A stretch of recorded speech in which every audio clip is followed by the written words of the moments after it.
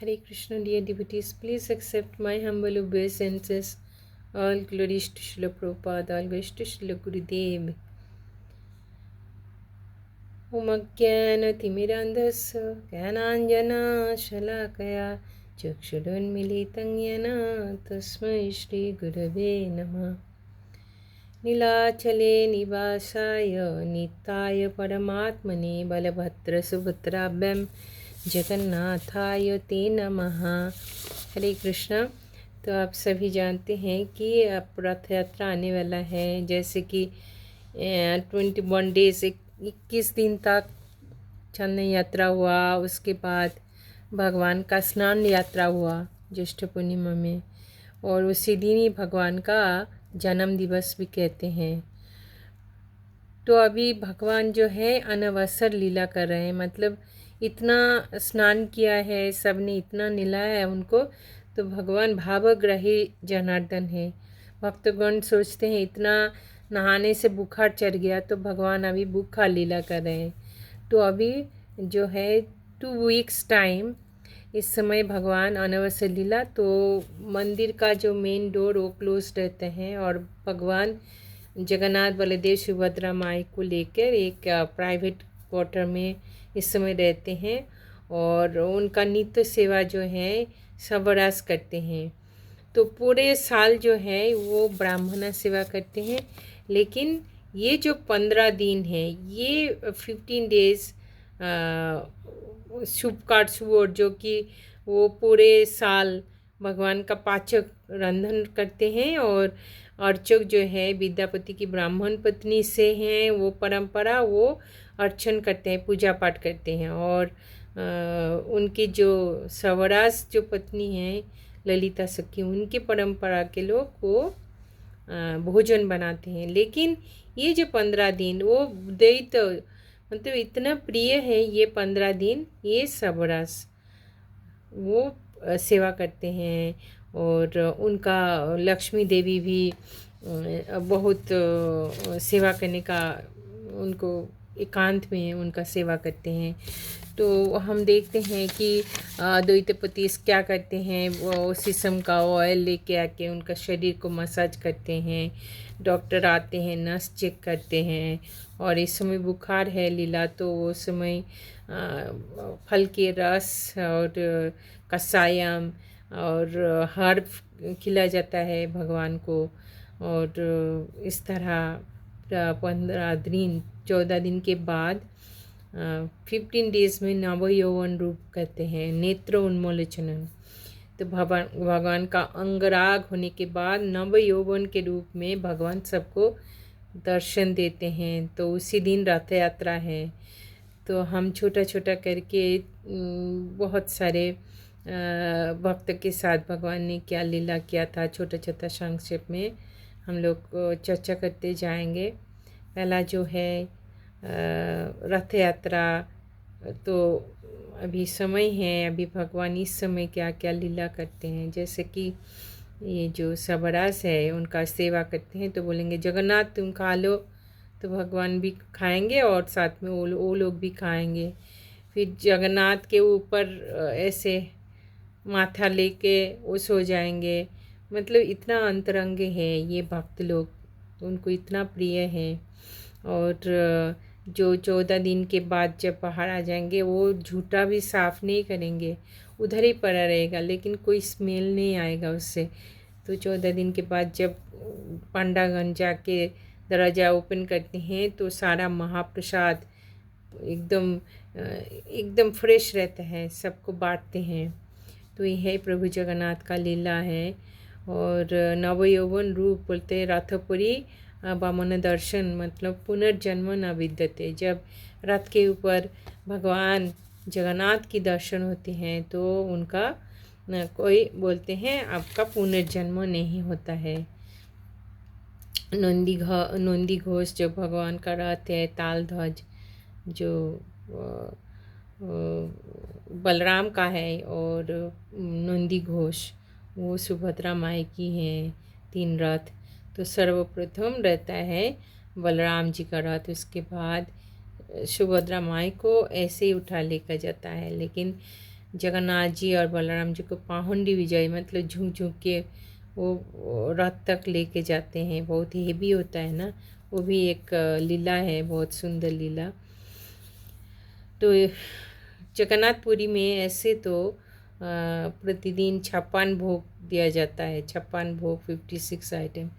लेकिन एक एक भक्त की मतलब भगवान तो भावग्राही जनार्दन, तो जो भी भगवान को खिलाना चाहते हैं एक एक करके भक्तों का वो भोग ऐड होता गया है। अभी 56 से बढ़ के बहुत आइटम ऐड हो गया है। तो जैसे कि करारी बाई थी, वो करारी बाई महाराष्ट्र से आई थी और जगन्नाथ जी को दर्शन के बाद वो वापस नहीं गई है, वो जगन्नाथपुरी में ही रह गई है।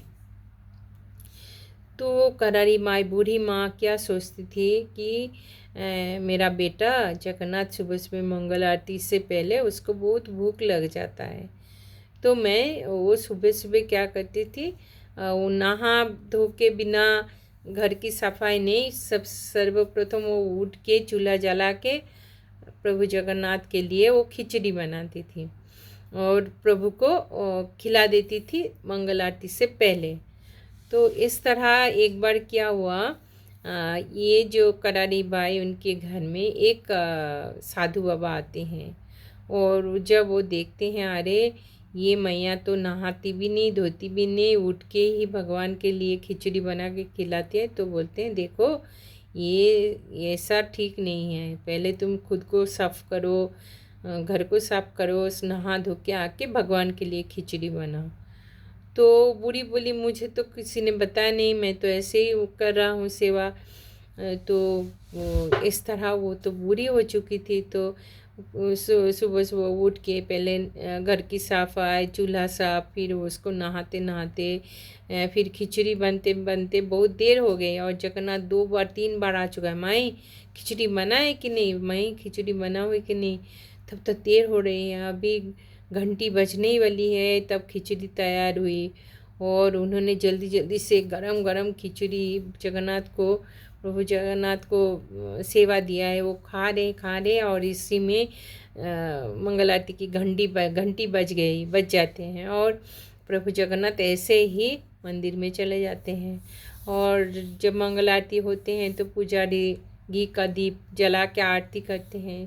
तो जब आरती उतारने गए तो देखते हैं प्रभु जगन्नाथ के मुंह में सारा खिचड़ी लगा हुआ है। तो बोले ऐसे कैसे हो गया, फिर पूरा जानकारी होता है कि प्रभु जगन्नाथ को भूख लगता है और वो करारी बाई माँ के यहाँ आके खिचड़ी खा के फिर मंदिर आते हैं। तो उसी दिन से अभी मंदिर में लांडी हांडी बोलते हैं, वो खिचड़ी हांडी वो ऐड होता गया। हर समय वो जब भोग लगता है तो एक खिचड़ी का हांडी ऐड होता गया। तो इस तरह तो भगवान क्या है, भावग्राही जनार्दन, अगर उनकी भक्तों की भाव को लेके वो वैसा ही लीला करते हैं। तो एक लांडी माता बोल के एक बुरी औरत थी और वो प्रतिदिन नीम की गोला लेकर प्रभु जगन्नाथ के पास आते थे, क्योंकि वो सोचती थी कि मेरे बेटा को कितना घी, कितना मीठा ये सब खिला जाता है, उनको पेट में दर्द होगा, तो इसलिए वो नीम का पत्ता को पेस्ट करके छोटे छोटे गोला बना के डिब्बे में भर के लाती थी और प्रभु जगन्नाथ वो डेली खाते थे। तो एक दिन क्या हुआ, वो सिक्योरिटी थोड़ा कड़क हो गया, तो वो जब आने लगे तो सिक्योरिटी गार्ड ने पूछा ये बूढ़ी माँ तुम कहाँ जा रहे हो, तो बोले दिखता नहीं, मेरे बेटा के पास जा रहे हो। कौन है तुम्हारा बेटा, तो सिक्योरिटी गार्ड ने पूछा आपका बेटा कौन है यहाँ, तो बोले दिखता नहीं, बड़े बड़े आँखें बैठा है मंदिर में। तो बोले क्या लेकर आए हो, बोले मैं नीम का गोला लेकर आए हूँ। तो बोले नीम की गोला, सिक्योरिटी गार्ड उनको जाने नहीं दिया, स्टॉप कर दिया। बोलते हैं नीम की गोला, मेरे प्रभु तो 56 भोग खाते हैं, तुम्हारा नीम का गोला क्यों खाएंगे। फिर वो बूढ़ी को आने नहीं दिया, नीम की गोला नहीं खाया, तो घर जाके रोने लगी और सोच रही है मेरे बेटा को आज कितना पेट में दर्द हो जाएगा। तो सच्ची में भक्त ने ऐसे सोचा, तो रात को जगन्नाथ के पेट में बहुत दर्द होने लगा। फिर उन्होंने सपने में महाराज को बताया कि मेरा बुरी माँ आई थी मुझे नीम का गोला खिलाने, लेकिन तुम्हारे सिक्योरिटी गार्ड ने ऐसा उनको आने नहीं दिया, अभी वो रो रही है। तो बोले दूसरा दिन उनको सादर से लेकर आए, नीम का गोला चढ़ाया। तो उस दिन से क्या हुआ, भगवान जगन्नाथ की जो छप्पन भोग के साथ एक कड़वी आइटम कोई भी, या तो करेला हो या तो नीम का को पत्ते का कुछ हो, तो करेला ऐसा ऐड होता गया, क्योंकि भगवान अपने भक्त का मनोवासना पूरा करते हैं। वैसे तो बहुत सारे लीलाएं हैं। तो एक पान वाला था प्रभुदास, वो बहुत अच्छा पान बनाता था और सोचता था मैं इतना अच्छा पान बनाता हूँ, लोग कितना प्रशंसा करते हैं, लेकिन मैं प्रभु जगन्नाथ अगर मेरा पान को खा ले तो मेरा जीवन धन्य हो जाएगा।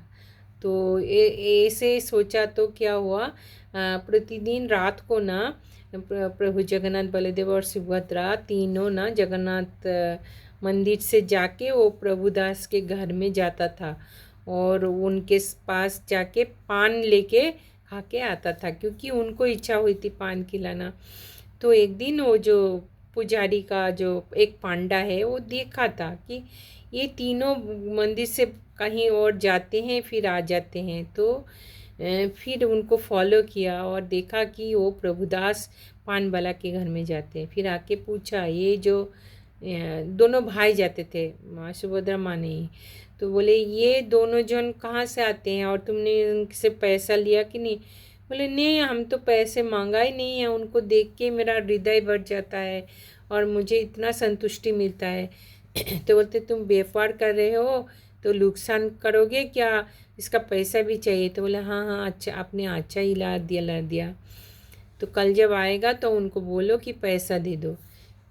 तो नेक्स्ट डे ऐसा प्रभु जगन्नाथ जब पान खाने आते हैं तो प्रभुदास बोलते हैं तुमने तो इतना दिन पान खिलाया तो उसका पैसा दे दो। तो जगन्नाथ बलदेव बोला हमारे पास तो पैसा नहीं है, पैसा तो तुमने कभी मांगा ही नहीं। तो बोले ठीक है, अगर पैसा नहीं है तो आपके चादर को गिरवी रख के जाओ, पद में पैसा दे देना। तो जगन्नाथ ने अपना उत्तरीय देकर आ जाते हैं। तो इस तरह फिर वो पांडा जाके बोलते हैं ये चादर वो गिरवी रख के गया, तो देखा ये तो स्वयं प्रभु जगन्नाथ का ये चादर है, उत्तरीय है, वो बालक स्वरूप में जाके पान का क्या आता था।